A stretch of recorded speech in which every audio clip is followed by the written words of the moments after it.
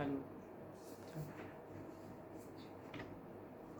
اللہ الرحمن الرحیم الحمد للہ رب العالمین والصلاة والسلام علی سید الاولین والآخرین وعلی آلہ وصحابہ اجمعین ومن تبعہم بإحسان الی یوم الدین اما بعد۔ محترم حضرات، دینی بھائیوں، دوستوں، اور اس بنیادی علوم کے عنوان کے تحت سیرت نبی کا پروگرام چل رہا ہے، اس میں شریک ہونے والے تمام ساتھیوں، پچھلے نشست میں بتایا تھا کہ انشاءاللہ آنے والی نشست میں غزوہ احد کا تذکرہ ہم کریں گے، اس لیے آج انشاءاللہ آج سے جنگ احد، جو بڑی اہم جنگ اور خطرناک لڑائی کفر اسلام کی ہوئی تھی، جس میں بہت سارے صحابہ کرام بھی شہید ہوئے، اس غزوے کو غزوہ احد کہا جاتا ہے،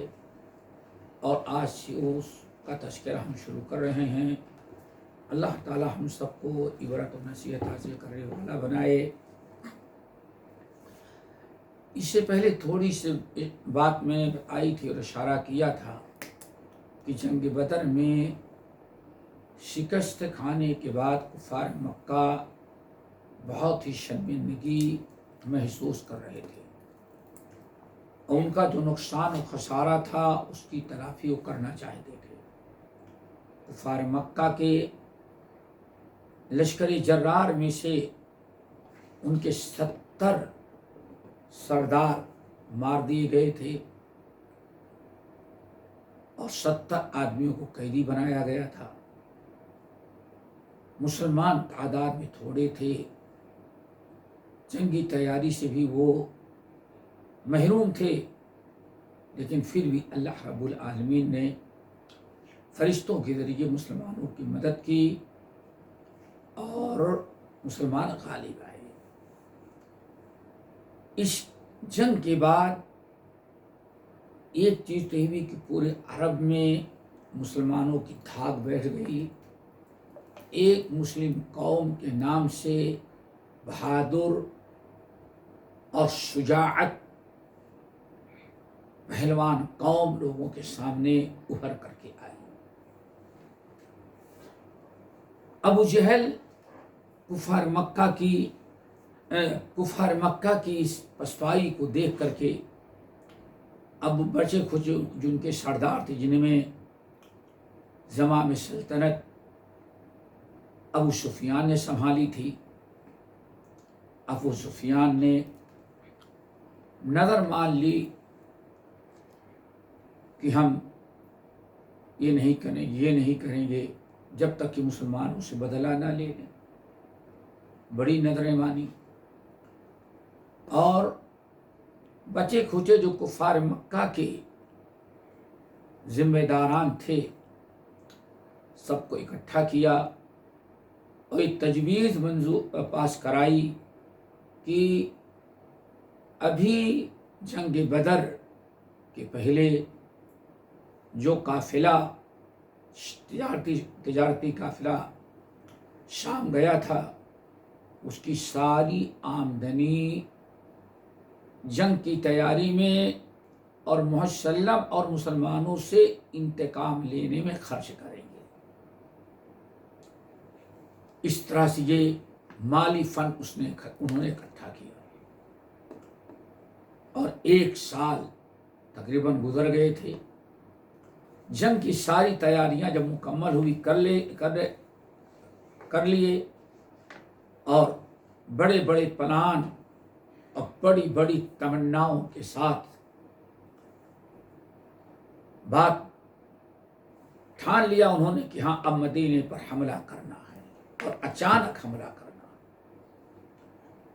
نبی علیہ السلام کے چچا عباس بن عبد المطلب مکے میں رہتے تھے، ابھی وہ ہجرت نہیں کیے تھے، ایمان کا اظہار بھی نہیں کیا تھا۔ عباس بن عبد المطلب مکے ہی میں رہتے تھے، اور ابھی یہ بھی نہیں معلوم تھا کہ دل سے اندر یہ مسلمان ہو چکے ہیں۔ وہ ساری رپورٹ تیار کر رہے تھے، اور اس میں بڑی خیر تھی۔ جو بھی قرارداد اسلام کے خلاف، مسلمانوں کے خلاف مکے کے لوگ تیار کرتے، ابو سفیان رضی اللہ تعالی عنہ ایک ایک چیز کی خبر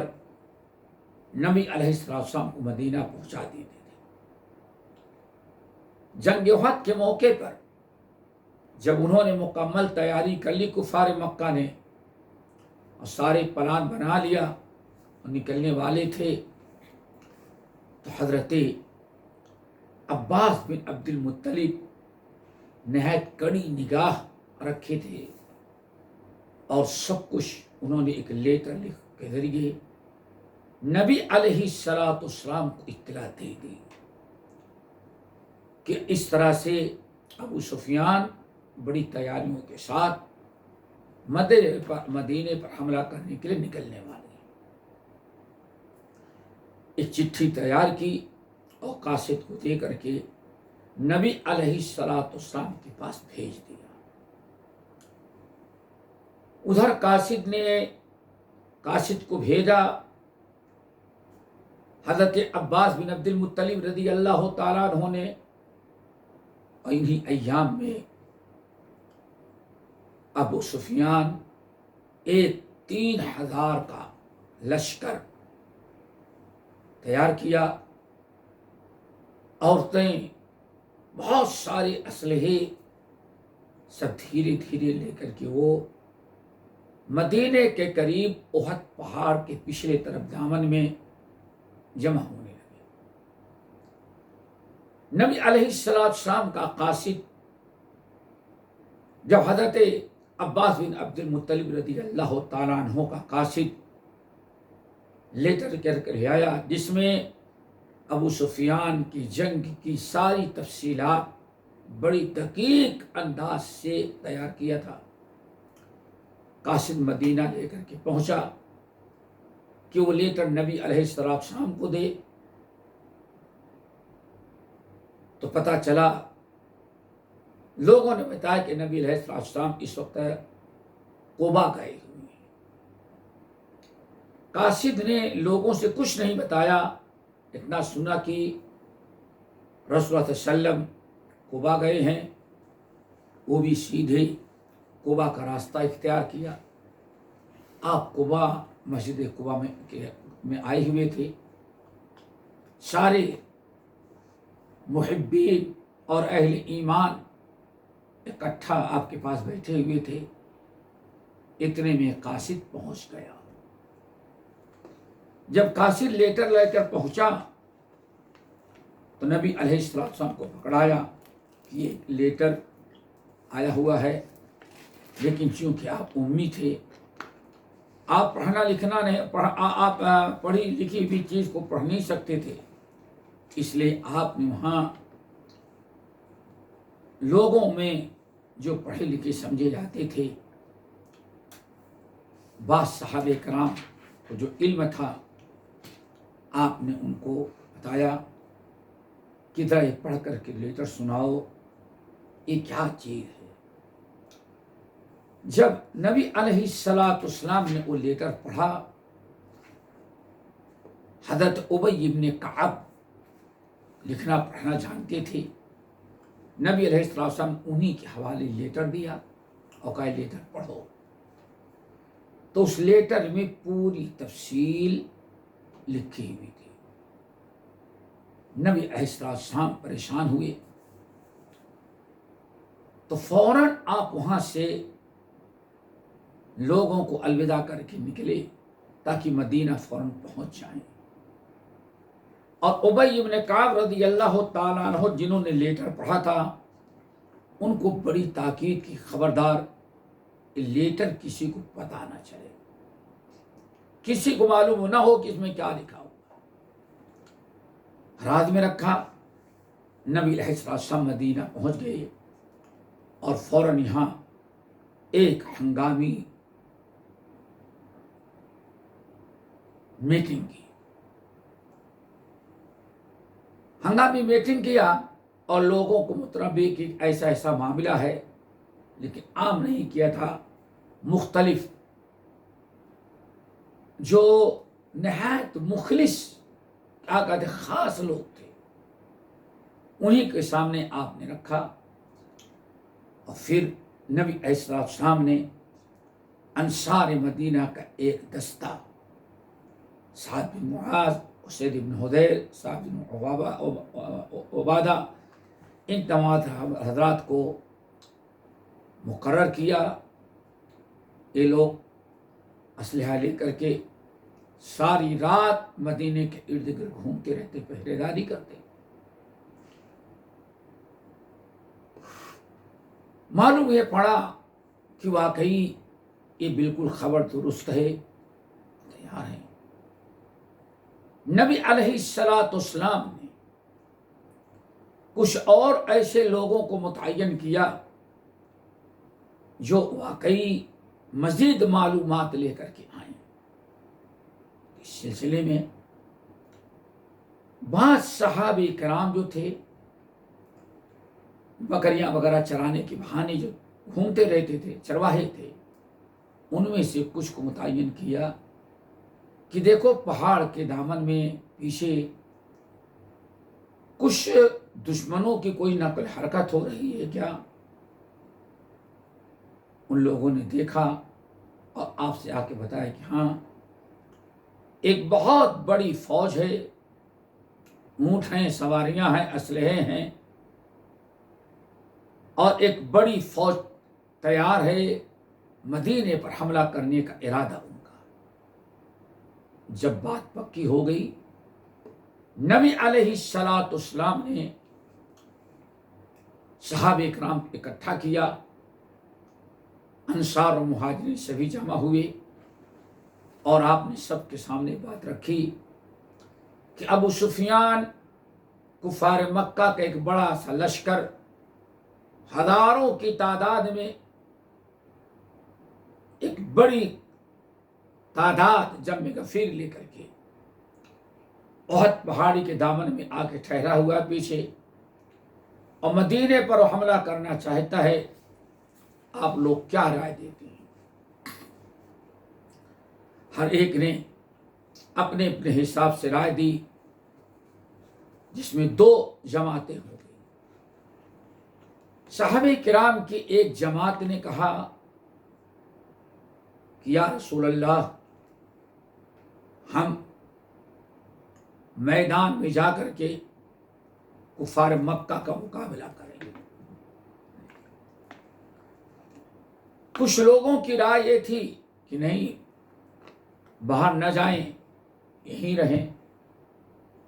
اور نبی علیہ السلام نے بھی یہی رائے پیش کی تھی،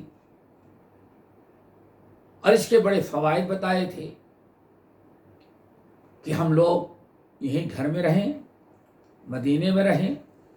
بالکل تیاری سے رہیں، سارے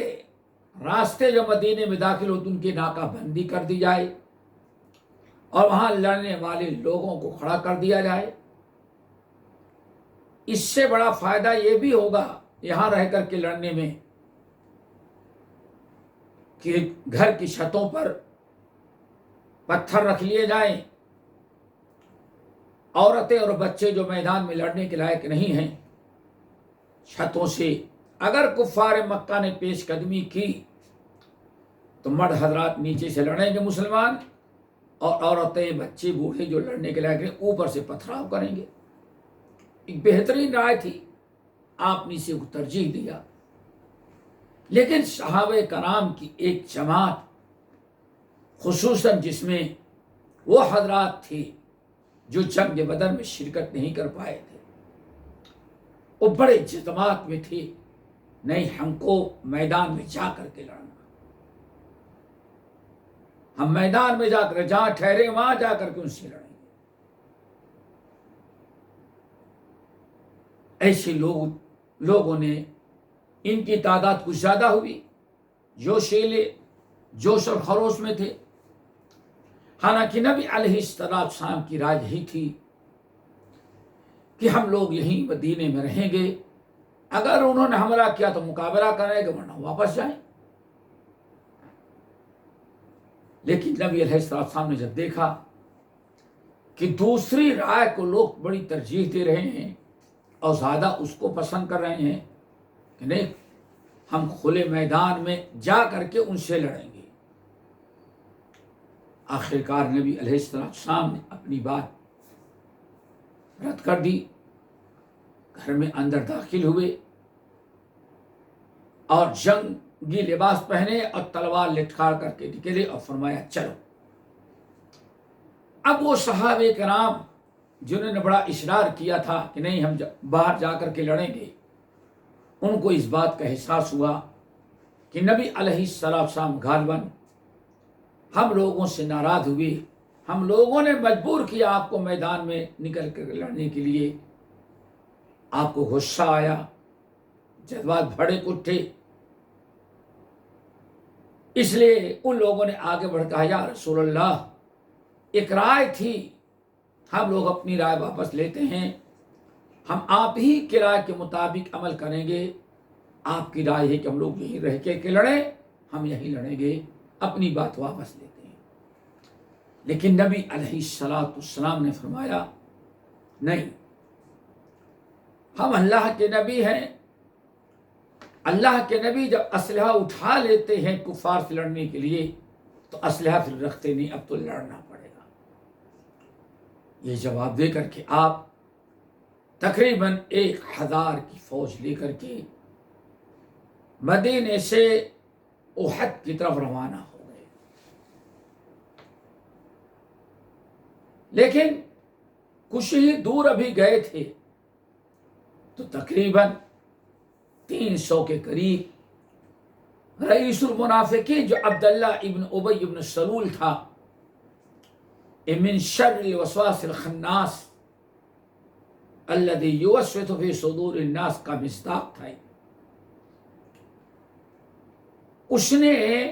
لوگوں میں کہنا شروع کیا، بدگمانی پیدا کرنی شروع کر دی، کیا ضرورت ہے میدان میں جا کر کے لڑنے کی، ہم لوگوں نے رائے دیا تھا کہ یہیں رہ کر کے لڑیں گے. اب یہ محمد صلی اللہ علیہ وسلم اپنے ساتھوں کو لے کے نکل گئے، بڑی باتیں بتایا، بڑی تعداد ان کی، ہماری تعداد چھوٹی ہے، ہمارے جائیں گے، بہت ساری باتیں کیا، اتنی بدگمانی پھیلایا کہ کچھ مسلمان بھی اس کے بہکاوے میں آ گئے اور ابی بن کعب اور اس طرح سے شکوک و شبہات میں مبتلا یا جن کو دھوکہ ہو گیا تھا وہ مسلمان بھی تقریباً 250-300 واپس آ گئے. انہوں نے جنگ کرنے سے انکار کر دیا، واپس مدینہ آ گئے. اب 7 یا 750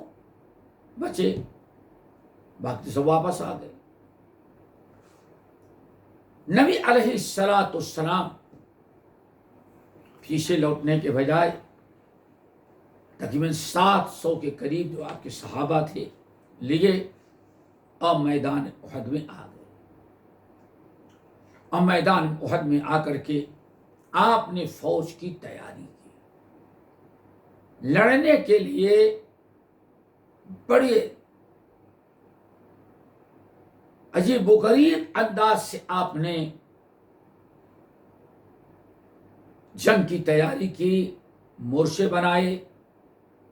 بہت سارے لوگ کہتے ہیں، بلکہ غیر مسلمین بھی ہیں، کہتے جنگ احد کے موقع پر محمد صلی اللہ علیہ وسلم نے جو انداز لڑائی کا اختیار کیا اور مورچے بنائے تھے، اس سے بہتر کائنات میں کوئی نہیں لڑ سکتا تھا. چھوٹی سی فوج، ایک لشکر جرار 3000 کے کفار سے مقابلہ کرنا، کھلے میدان میں کوئی تناسب نہیں تھا. لیکن نبی علیہ السلام نے جو انداز اختیار کیا وہ انداز بڑا نرالا تھا. آج تک بڑے بڑے اسکالر پریشان ہیں کہ محمد صلی اللہ علیہ وسلم جو نہ تو کبھی فوج میں کام کیے تھے، نہ فوج کی ٹریننگ لی تھی، نہ کوئی آپ کی رہنمائی کر رہا تھا، لیکن آپ نے جو انداز اختیار کیا، دنیا کا بڑا سے بڑا اسکالر بھی اس کے آگے نہیں جا سکتا تھا، فوج کا شبہ سالار اس سے آگے نہیں جا سکتا تھا، سارے جنرل اور کرنل کی پہنچ ہوئی تھی۔ نبی علیہ السلام نے فوج کی جو مورچہ بندی کی تھی، ان میں ایک یہ بھی تھا کہ میدان جنگ میں ایک پہاڑ کا ٹیلہ ہے، اور آج تک بھی ہے احد کے میدان میں۔ آپ مسجد نبوی سے داخل ہوں گے تو سب سے پہلے وہ ٹیلہ ہی آپ کو نظر آئے گا، رائٹ ہے۔ نبی علیہ السلام نے فوج کی لڑنے کے لیے تیاری کی، میمنہ، میسرہ، قلب مقرر کیا، اور 50 ٹاپ کے جو تیر انداز تھے، نبی علیہ السلام نے ان کو اس پہاڑ کی ٹیلے پر کھڑا کر دیا تھا۔ آمنے سامنے فوج ہوگی، ایک طرف احد پہاڑی ہے اور ایک طرف احد پہاڑ اور مدینے کے درمیان ایک پہاڑ کی چوٹی ہے۔ نبی علیہ السلام نے 50 تیر اندازوں کو وہاں متعین کیا، ٹاپ کے جو تیر انداز تھے، اور حکم دیا کہ دیکھو تم 50 آدمیوں کے یہاں مقرر کر رہے ہیں، بہترین تیر انداز ہو، تم یہاں سے ہٹنا نہیں، کچھ بھی ہو جائے لیکن تم یہاں سے ہٹنا نہیں، ہمیں فتح ہو یا شکست ہو، ہم قتل ہو رہے ہوں یا ہم غالب آ رہے ہوں، کچھ بھی ہو جائے تم لوگ یہ اس جگہ سے ہٹنا نہیں۔ 50 تیر انداز نبی علیہ السلام کی بات سن کر کے اس پر کھڑے ہو گئے اور اپنی ڈیوٹی بجانے لگے۔ ادھر جنگ شروع ہوئی، ایک طرف سے 3000 کی فوج زبردست اسلحے سے لیس میدان اتری لڑنے کے لیے، ادھر سے نبی علیہ السلام تقریباً 700-750 اپنے ساتھیوں کو لے کر کے میدان میں مقابلے کے اترے اور زبردست مقابلہ۔ نبی علیہ السلام اور صحابہ نے ایسا زبردست حملہ کیا کہ منٹوں میں میدان مسلمانوں کے ہاتھ میں آ گیا۔ کفار مکہ سامنے کھڑے نہ رہ سکے، ساری بھگدڑ مچ گئی اور تتر بتر ہو گئی، بھگدڑ مچ گئی، عورتیں چلانے لگی، شور مچ رہا تھا، اتنا خوف مسلمانوں کو ان کے دلوں میں آ گیا۔ اس انداز سے اللہ کے رسول صلی اللہ علیہ وسلم نے مسلمانوں کو للکارا، پورے مسلمان ٹوٹ پڑے ان پر۔ یہ دیکھ کر کے کفار مکہ لڑنے کے بجائے انہیں بھگدڑ مچ گئی اور اچھی طرح سے مسلمانوں نے پٹائی شروع کی۔ دیکھتے ہی دیکھتے میدان کفار سے خالی ہو گئے اور مسلمانوں نے غلبہ حاصل کر لیا۔ ادھر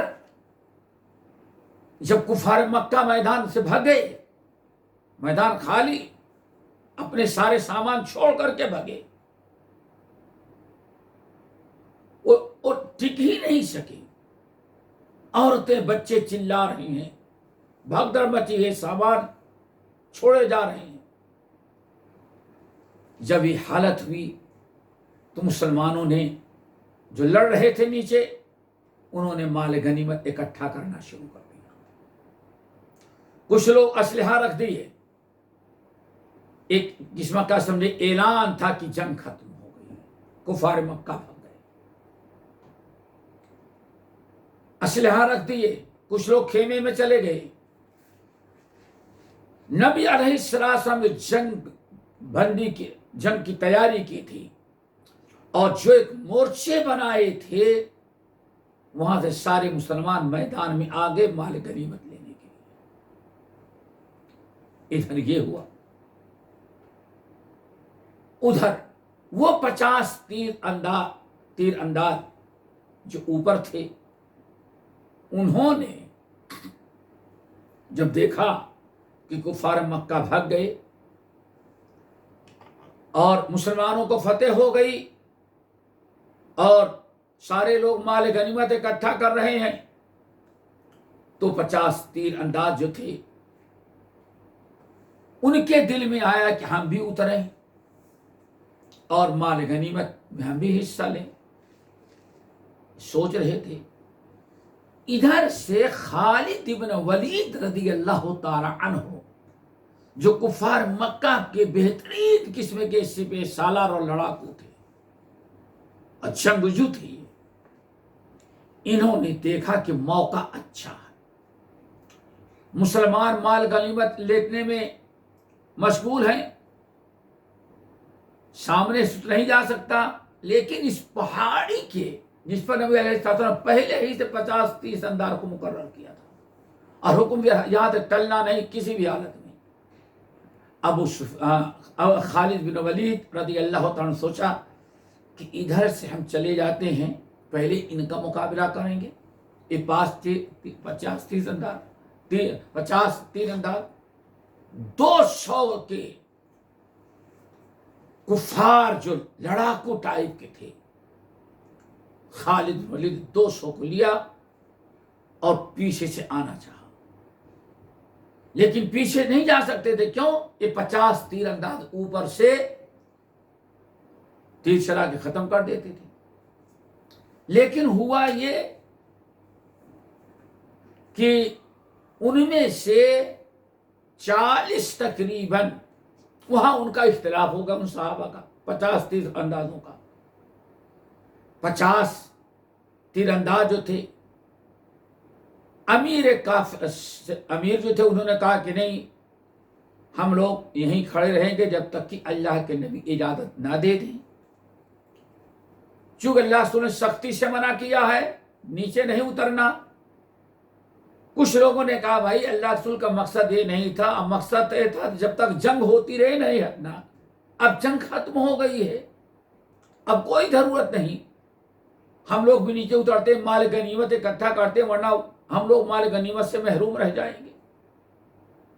بہت سمجھانے کے باوجود 50 میں سے 40 نیچے اتر آئے، صرف 10 بجے۔ ادھر خالد بن ولید رضی اللہ تعالی عنہ کو پتہ چل گیا، انہوں نے فوراً پیچھے داخل ہونا چاہا، یہ 10 تیر انداز جو تھے اوپر سے ان پر تیر برسانا شروع کیا۔ خالد بن ولید نے بھی کفار مکہ کے 200 جو ان کے فوجی تھے ان کو لے کر کے انہوں نے بھی مقابلہ کیا، ادھر سے 10 تیر آتے، ادھر 200 تیر جاتے،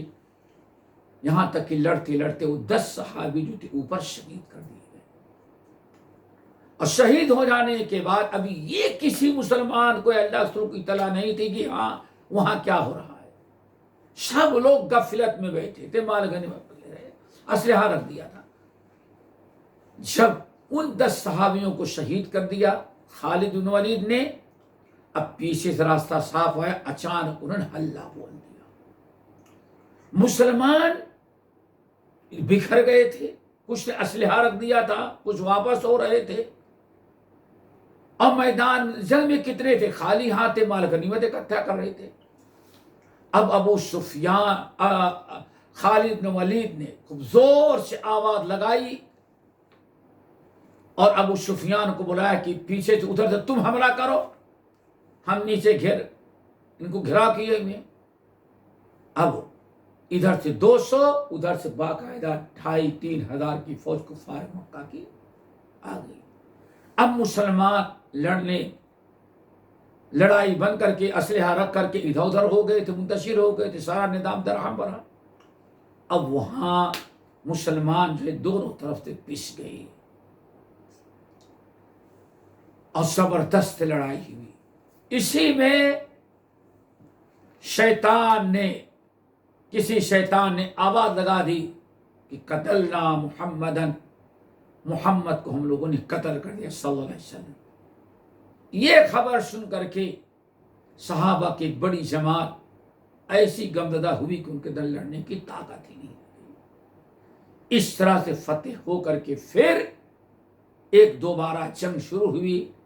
جس کی تفصیل انشاءاللہ مزید تفصیل ہم اگلی نشست میں بیان کریں گے. اللہ تعالی ہم سب کو عمل کی توفیق نصیب فرمائے. اقول قولی ھذا واستغفر اللہ من کل ذنب واتوب الیہ.